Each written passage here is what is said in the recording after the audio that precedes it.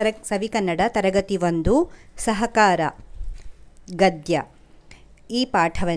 ಈ ಪಾಠದ ಪ್ರಶ್ನೋತ್ತರಗಳನ್ನು ನೋಡೋಣ. ಮೊದಲಿಗೆ ಪಾಠ 2 ಪಾಠಪೂರ್ವ ಚಟುವಟಿಕೆ.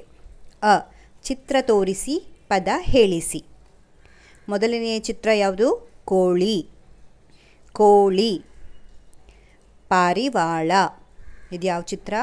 ಪಾರಿವಾಳ. 3 ಇದ್ಯಾವ ಚಿತ್ರ? ಗುಬ್ಬಚ್ಚಿ.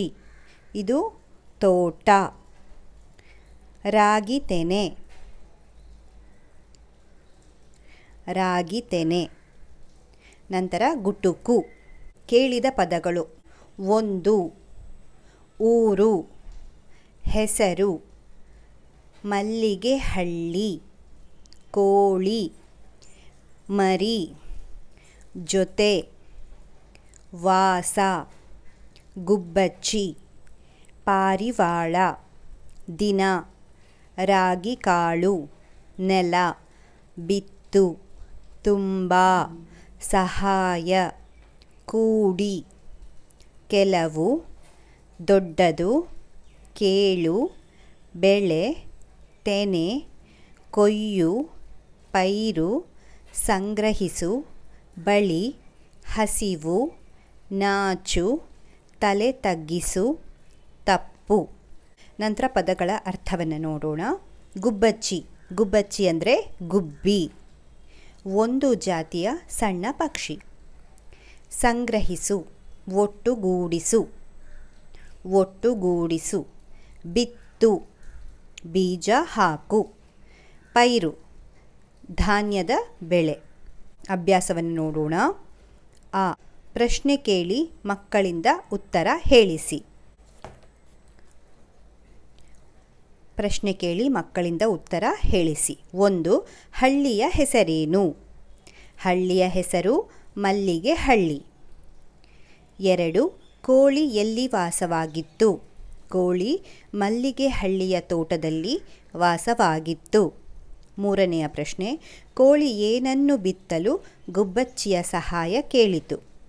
ಕೋಳಿ ರಾಗಿಯನ್ನು ಬಿತ್ತಲು ಗುಬ್ಬಚ್ಚಿಯ ಸಹಾಯ ಕೇಳಿತು.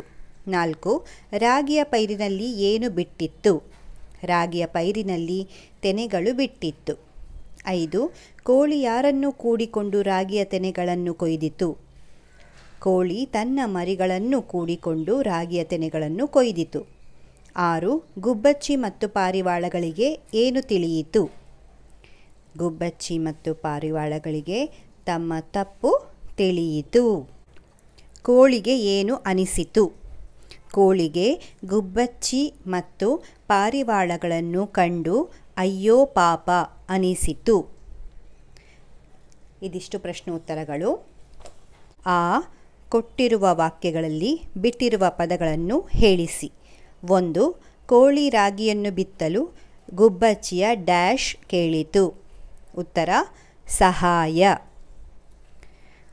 2ನೇಯದು ಕೋಳಿ ತನ್ನ ಮರಿಗಳನ್ನು ಕೂಡಿಕೊಂಡು ಡ್ಯಾಶ್ ಅನ್ನು ಬಿತ್ತಿತು?